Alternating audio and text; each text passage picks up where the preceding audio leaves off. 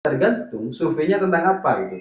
Kalau surveinya tentang apakah kemudian mereka tahu tentang program Hovifah, apakah mereka tahu tentang visi Risma, apakah mereka tahu tentang arah perubahan yang ingin digaungkan oleh Lulu gitu. Ini belum tentu semua masyarakat akan tahu, tapi kalau mereka ditanya apakah mereka kenal Hovifah, Risma dan Lulu, pasti Hovifah terkenal gitu. Hovifah akan menang di Pilkada Jawa Timur.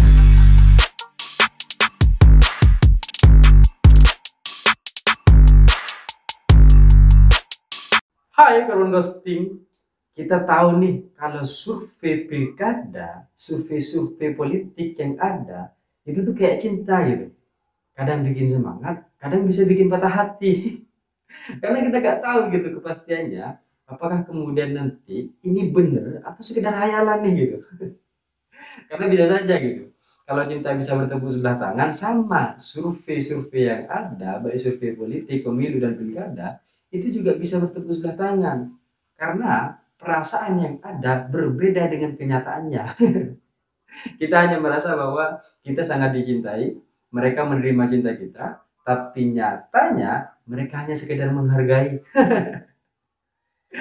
Kita tahu bahwa survei Pilkada Jawa Timur, Pilkada Jatim, calon-calon gubernur sudah banyak bertebaran dan sudah banyak klaim-klaim yang akhirnya merasa dirinya sebagai posisi tertinggi dalam calon gubernur di Jawa Timur. Ada banyak survei yang kemudian sudah kita bisa lihat bersama. Dan satu yang kemudian akhirnya sama hasilnya adalah tentang keunggulan Hovifah Indar Parawansa dan Emil Dardak sebagai calon gubernur terkuat di Jawa Timur. Tapi, apakah kemudian ini dapat menjadi landasan agar kemudian kita tambah semangat? Atau jangan-jangan suatu hari nanti Hovifah dan Emil akan patah hati karena survei dan kenyataan tidak sesuai? Karena begini, ada berbagai macam pernyataan yang akhirnya cukup lucu dan cukup menarik ketika kemudian mengatakan bahwa Hovifah dan Emil ini kan sudah cukup lama berada di Jawa Timur, maka mereka sudah berpuluhan tahun gitu, belasan tahun ada di Jawa Timur gitu. Maka siapa yang kemudian akhirnya tidak mengenal yang namanya Hovifah Indar Parawansa? Semuanya orang pasti kenal Jawa Timur karena beliau adalah gubernur gitu. Tapi kalau Risma dan Lulu, ini kan penantang baru, orang yang kemudian pernah menjabat sebagai wali kota, dan Lulu orang yang pernah menjabat sebagai dewan di DPR RI gitu. Dan tidak semua masyarakat Jawa Timur itu tahu tentang sosok beliau ini gitu. Maka ketika surveinya itu tentang popularitas masing-masing calon, ya Hovifah yang menang. Gimana ceritanya gitu kan? Kalau kita melihat popularitas dari masing-masing calon yang ada gitu. Tapi ketika didalami lebih lanjut gitu, apakah popularitas itu memberikan dampak baik atau negatif gitu? Kita kan juga belum tentu gitu. Bisa saja kita kenal dengan namanya Hovifah dan kita tahu Hovifah adalah mantan gubernur Jawa Timur. Tapi ketika ditanya lebih lanjut, apa program yang sudah Hovifah lakukan untuk Jawa Timur dan kemajuan Jawa Timur? Nah, ini agak bingung. Sehingga wajar saja kalau posisi Hovifah berada pada posisi tertinggi di Jawa Timur dalam survei apapun, karena ya memang popularitas Hovifah diakui di Jawa Timur gitu, sekedar popularitas gitu. Dan hal yang kemudian juga menarik ini, jadi ini kan mulai berjalan beberapa hari gitu. Risma juga berjalan, Lulu juga berjalan gitu kan. Bahkan Lulu mengatakan bahwa walas sajalah, santai saja terkait survei-survei itu. Yang penting saya kembali ke Jawa Timur, melakukan sosialisasi ke berbagai titik yang ada di Jawa Timur, agar kemudian masyarakat lebih mengenal, masyarakat lebih tahu gitu kan. Jadi wajar saja kalau sampai sekarang masyarakat masih belum tahu, santai. Tapi memang Lulu ini perlu bekerja lebih keras karena dia tidak terlalu populer ya di Jawa Timur, sedangkan politik di Indonesia ini yang cukup populer itulah yang kemudian nanti cukup mempunyai banyak suara gitu kan. Kemudian yang Risma ini gitu. Risma ini kan cukup cukup lucu. Dia mengatakan bahwa ya tidak apa-apa lah gitu. Terima kasih kepada survei yang sudah memberikan berbagai macam hasil-hasilnya, sehingga kita tahu kinerja kita ternyata selama 9 hari itu naik 9% gitu. Jadi dia baru jalan-jalan 9 hari itu sudah naik 9% gitu.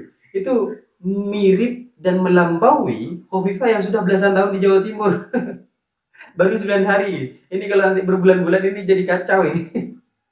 Dan hal yang kemudian juga perlu diingat bahwa ada rasa kekhawatiran dalam Hovifah dan Emil ketika kemudian melihat hasil-hasil survei ini gitu. Karena ada stagnisasi dan kemudian peningkatan calon-calon yang lain gitu. Ini menunjukkan bahwa akan ada arus-arus yang kemudian nanti bergeser satu sama lain gitu.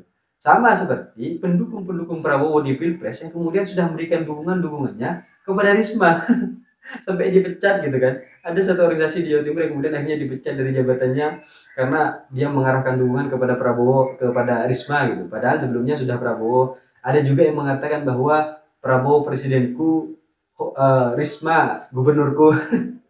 Dan ini hal-hal yang kemudian terjadi berbanyak perbedaan-perbedaan, bahwa tidak semua kalkulasi yang kemudian ada dalam proses Pilpres, pendukung-pendukung yang selama ini di Pilpres dan di Jawa Timur mendukung Prabowo misalnya, itu juga kembali akan mendukung Khofifah dan Emil gitu, karena beda sosoknya.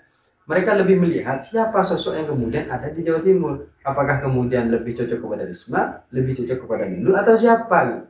Dan ketika keputusannya adalah lebih cocok kepada Risma, ya Khofifah harus menerima itu. Ya meskipun dalam hal politik itu biasa ya, perbedaan-perbedaan yang akhirnya keluar dari jalur ya kan, memilih jalur yang lain gitu kan.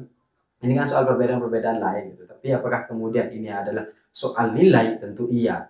Maka ketika nilai yang dilihat, tentu secara sederhana Khofifah tidak jauh lebih baik dari dua kandidat yang ada.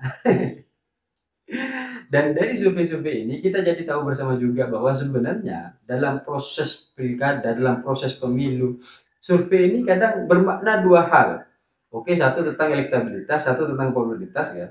Tapi di sisi lain, ini adalah tentang ketika suatu saat misal terjadi kemenangan kepada survei yang tertinggi, ini kan surveinya paling tinggi nih, kemudian dia menang gitu.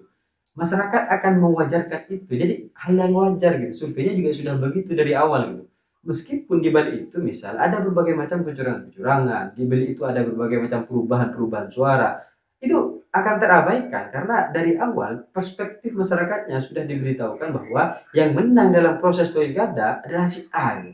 Nah, ini kan suatu hal yang mewanti-wanti. Ini sisi lain, sisi lain. Karena tergantung siapa yang mensurvei dan tergantung surveinya tentang apa gitu. Kalau surveinya tentang apakah kemudian mereka tahu tentang program Khofifah, apakah mereka tahu tentang visi Risma, apakah mereka tahu tentang arah perubahan yang ingin digaungkan oleh Lulu gitu. Ini belum tentu semua masyarakat akan tahu. Tapi kalau mereka ditanya apakah mereka kenal Khofifah, Risma dan Lulu, pasti Khofifah terkenal gitu. Karena dia sudah menjadi gubernur Jawa Timur sejak lama. Jadi itu hal yang wajar.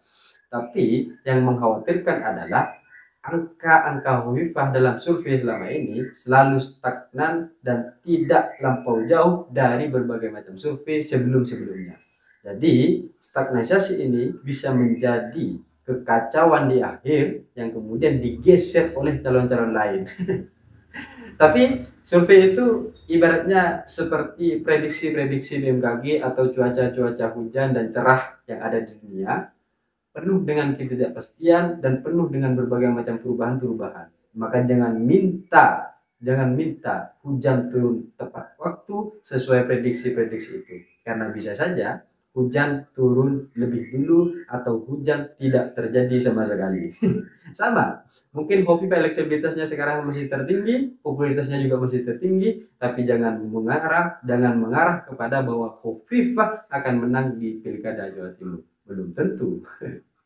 Sama kayak kita yang sudah jalan berhari-hari, berbulan-bulan, bahkan bertahun-tahun pacaran, bisa saja gagal dan ditikung hanya karena dekat dengan orang-orang di sekitar rumah, 5 langkah dari rumah yang sudah berpacaran 5 tahun atau 10 tahun misalnya.